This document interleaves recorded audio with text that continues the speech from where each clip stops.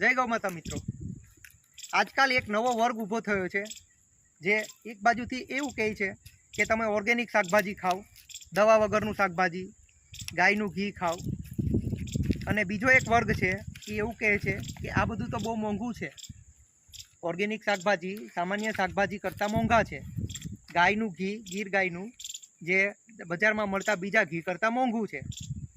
હવે આ વર્ગને મારે એમ કહેવાનું છે કે શું તમે હોટલમાં જમવા જાઓ છો ત્યારે એને તમને મોંઘું નથી લાગતું?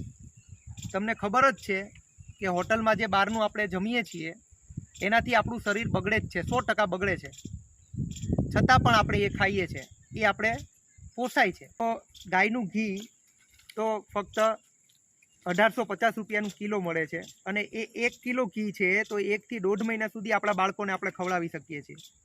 બાળકોની તંદુરસ્તી માટે હોટલનું એક સમયનું જમવાનું આપણે સ્કીપ કરીને શું એને 1.5 મહિના સુધી ઘી નથી ખવડાવી શકતા? એમની તંદુરસ્તી વધે છે।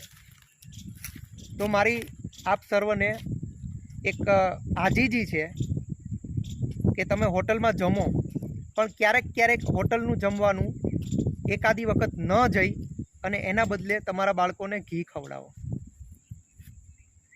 તો એમનું શરીર સારું રહેશે, આપણો દેશ મજબૂત થશે। જય ગૌ માતા।